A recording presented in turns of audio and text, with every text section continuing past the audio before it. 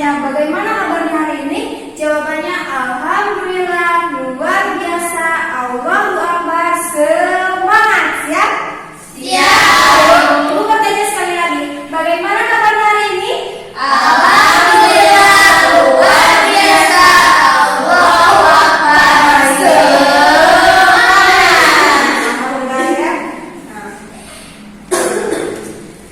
Nah, sebelum memulai kepada materi kali ini, di sini Ibu akan mengecek kesiapan peserta didik masing-masing. Jadi peserta didik yang duduknya belum rapi tolong dirapikan, duduk senyaman mungkin supaya pembelajaran kali ini lebih efektif ya.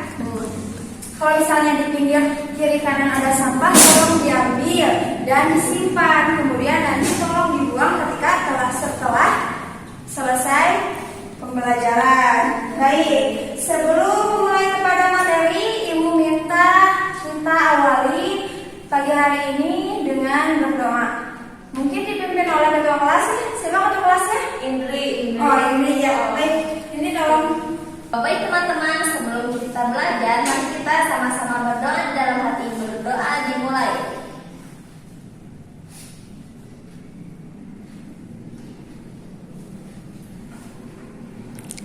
Selesai. Siapa di sana? Assalamualaikum warahmatullahi wabarakatuh. Baik, Ibu absen dulu ya untuk hari ini. Awif Supriyati Hadir, Bu. Siti Nurhalimah Hadir. Salma Mutia Hadir, Bu. Indri Nurul Azmi. Hadir, Bu. Baik, alhamdulillah ya, berarti yang tidak hadir hanya Sylvia saja. Baik, di sini sebelum kita mulai kepada mata pelajaran kita, kepada materi kita yang selanjutnya, di sini Ibu akan sedikit mengulas balik tentang materi yang telah kita pelajari pada minggu kemarin. Siapa yang masih ingat materinya tentang apa? Ya, Bu. Pembaruan Islam. Ya, pembaruan Islam, bagus. Lalu pada tahun berapakah perkembangan Islam pada masa modern dimulai? Ya, Awif. Perkembangan Islam pada masa modern dimulai dari tahun 1800 dan berlangsung sampai sekarang, yang ditandai dengan gerakan pembaruan dalam berbagai bidang. Ya, baik, betul sekali. Tepuk tangannya. Jadi pada materi sebelumnya kita membahas tentang pembaruan Islam, di mana perkembangan Islam pada waktu itu dimulai pada tahun 1800. Ya. Nah, oke, itu sekarang di sini Ibu mempunyai gambar. Coba lihat dan perhatikan, tolong analisis secara seksama. Di sini terdapat dua gambar. Kira-kira ini gambar apa? Gambar yang kedua gambar apa?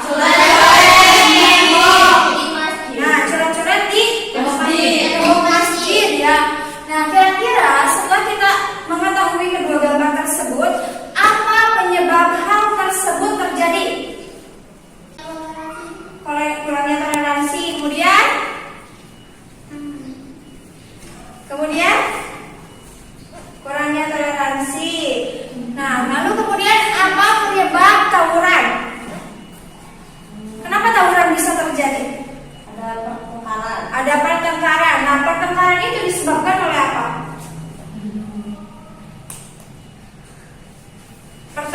Pertengkaran itu disebabkan oleh perbedaan. Nah, perbedaan itu jadi masalah nggak sih? Masalah. Perbedaan jadi masalah. Kalau misalnya untuk kita perbedaan jadi masalah tidak? Tidak. Kenapa?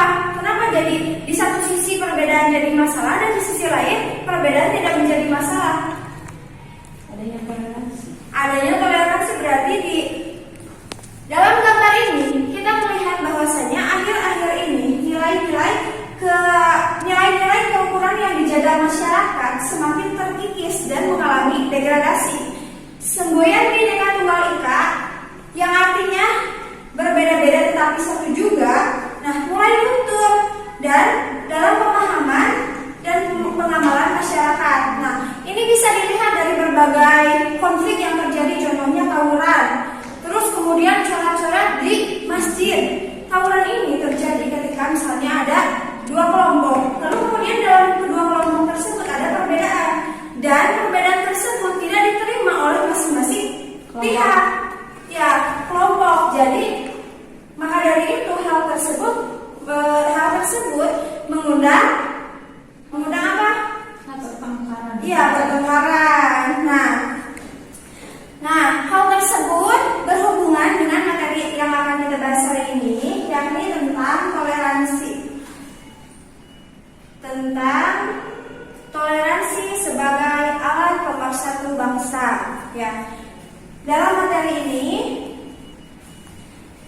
tujuan pembelajaran toleransi sebagai pemersatu bangsa ini yang pertama ada menunjukkan sikap toleransi rukun, menghindarkan diri dari tindakan kekerasan sebagai implementasi dan pemahaman.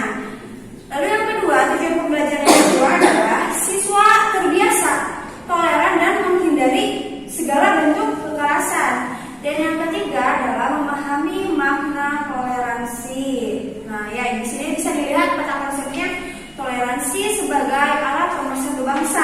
Nah, toleransi itu dibagi dua, ada perilaku toleransi dan ada menghindari diri dari tindakan kekerasan, yang mana hal tersebut dapat menghasilkan suatu kedamaian.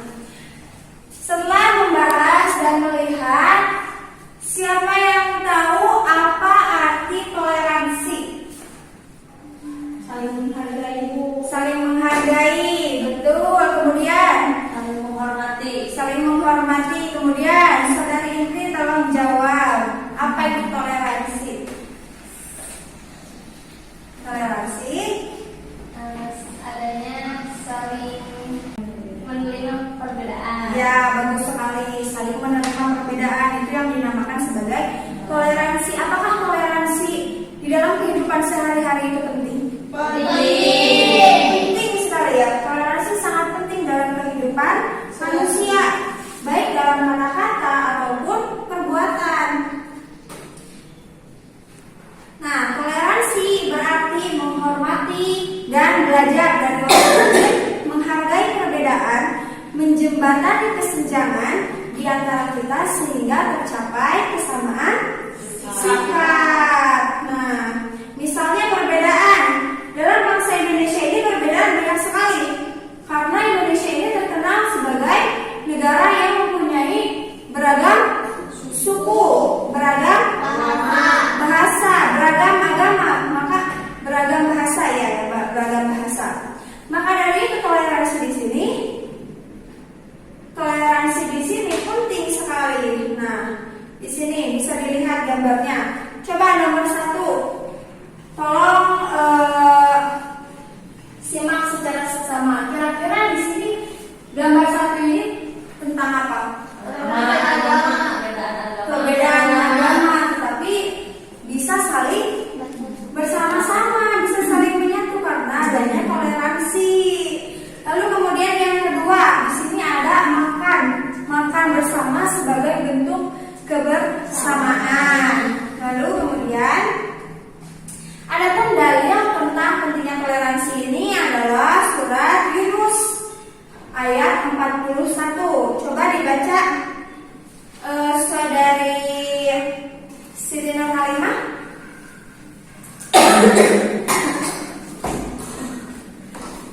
Dari HP ya, Bu. Boleh. Oh. Kira-kira ini gambarnya jelas atau tidak? Jelas, Bu. Jelas. Oh ya, baik. Berarti saudari Selvi saja yang membaca. Karena dari sini kurang terlihat jelas ya. Iya, Ibu. Baik, saudari Selvi saja yang membaca. Bismillahirrahmanirrahim. Wa minhum man yu'minu bihi wa minhum man la yu'minu bihi. Wa rabbuka a'lamu bil mufsidin. Wa in kadzabu faqul li amali wa lakum a'malukum antum bari'una mimma a'lamu wa ana bari'un mimma ta'malun. Sadaqallahul adzim. Baik, kemudian tolong baca artinya saudari Salma. Dan artinya, dan jika mereka tetap mendustakanmu Muhammad, maka katakanlah bagiku pekerjaanku dan bagimu pekerjaanmu. Kamu tidak bertanggung jawab terhadap apa yang kamu kerjakan dan aku pun tidak bertanggung jawab terhadap apa yang kamu kerjakan. Baik, kemudian Dari yang di atas kita mengambil kesimpulan bahwasanya umat manusia yang hidup setelah diutusnya Nabi Muhammad SAW pun terbagi menjadi dua golongan. Dua golongan umat itu yang pertama adalah golongan umat yang beriman dan yang kedua adalah golongan yang tidak beriman. Tunggu sebentar ya.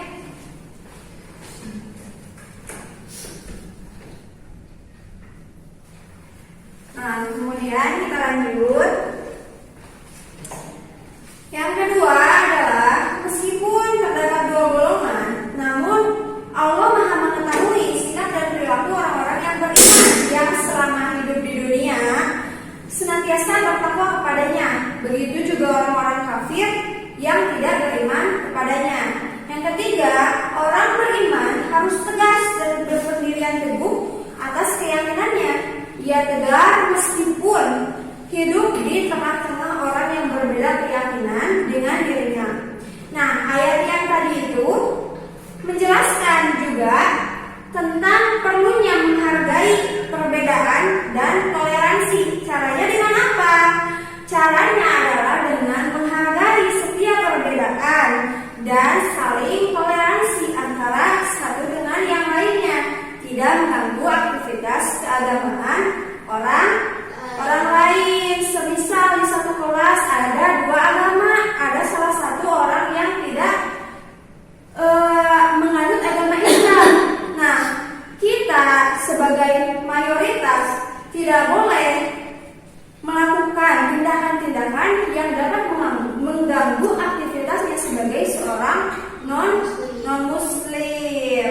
Kemudian ada dalil yang mengatakan bahwasanya khairul ashabi indallahi khairuhum li sahibihi wa khairul jirani indallahi khairuhum li jarihi. Rawahu Tirmidzi. Nah, sebaik-baiknya sahabat di sisi Allah adalah yang paling baik di antara mereka terhadap sesama saudaranya, dan sebaik-baiknya tetangga di sisi Allah adalah yang paling baik di antara mereka terhadap tetangganya. Lalu kita lanjut. Nah, lalu kemudian di sini Ibu hari ini akan membagi kelompok menjadi dua. Ya, Ibu bagikan saja. Kelompok pertama ada Awit, Siti Nurhalimah, Indri. Dan kelompok yang kedua ada Salma dan Sylvia. Nah, di sini tugas masing-masing kelompok adalah mempresentasikan kasus yang akan Ibu berikan. Kemudian masing-masing daripada kalian nanti diharapkan untuk maju ke depan untuk mempresentasikan hasil daripada diskusinya. Baik.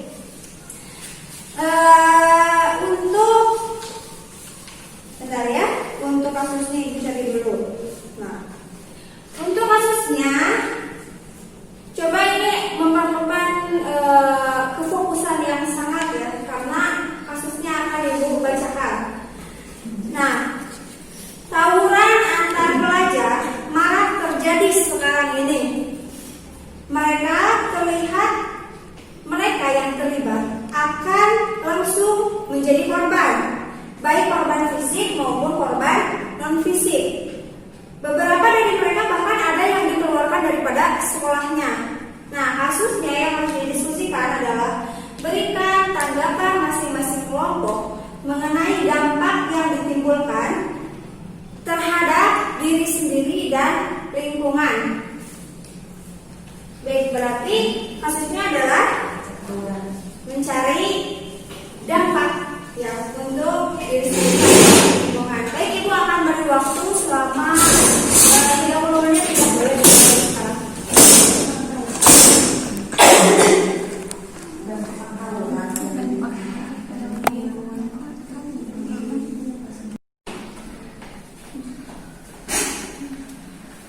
Ya, baik, waktu sudah habis. Masing-masing kelompok sudah siap? Baik, Ibu akan nunjuk salah satu kelompok di antara kalian ya. Nanti perwakilannya boleh maju ke depan. Untuk kelompok 1 terlebih dahulu, siapa yang akan maju ke depan? Ya, baik. saudara yang dapat menyaksikan hasil daripada diskusinya. Begini Ibu, jadi hasil dari diskusi kami, dampak dari tawuran itu, kalau untuk kita sendiri, yaitu merusaknya nama baik kita, juga keluarga, juga selain itu kita akan dikeluarkan dari sekolah. Terus kalau dampak buruk untuk masyarakatnya, yang pertama itu merusak properti masyarakat, karena di sana kan bangunan-bangunannya kan pada dicoret-coret lah, pada dirusak-rusak lah, seperti itu. Juga Seperti itu. Baik, bagus sekali. Terima kasih banyak Indri. Ya, kemudian kelompok yang kedua ke depan perwakilannya. Ya, baik. Langsung saja ya Bu, kalau misalkan untuk diri kita itu dampaknya sama seperti kelompok 1, mencoreng nama baik, terus keluarga, sekolah, dan yang lain-lainnya. Terus kalau misalkan untuk lingkungan, seperti tadi sudah diwakilkan oleh kelompok 1, bakalan merusak properti dan bakalan menimbulkan masalah-masalah yang lain. Baik, terima kasih.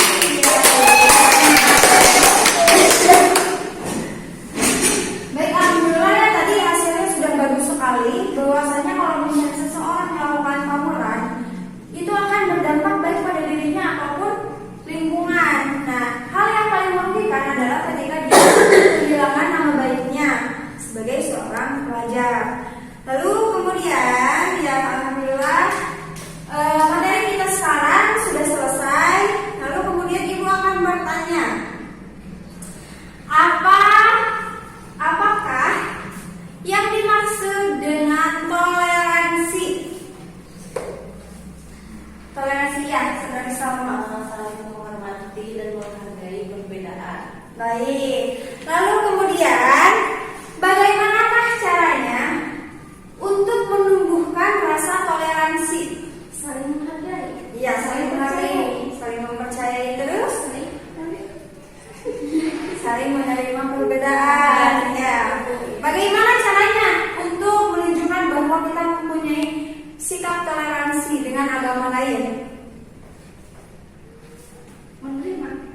Salah satunya dengan cara menerima. Bagaimana caranya? Dengan tidak mengganggu aktivitas orang lain. Baik, mungkin cukup sekian ya yang tadi sudah dibahas, bahwasanya toleransi adalah berarti menghormati dan belajar dari orang lain, menghargai perbedaan, menjembatani kesenjangan di antara kita sehingga tercapai kesamaan sikap. Baik, mungkin cukup sekian pertemuan kali ini. Tugasnya dari Ibu adalah hafalkan dalil yang berkenaan dengan pentingnya sikap toleransi. Nanti di minggu depan, di pertemuan selanjutnya, Ibu akan mengetes. Dan kemudian selain itu nanti akan muncul di ujian selanjutnya. Ya begitu. Mungkin cukup sekian.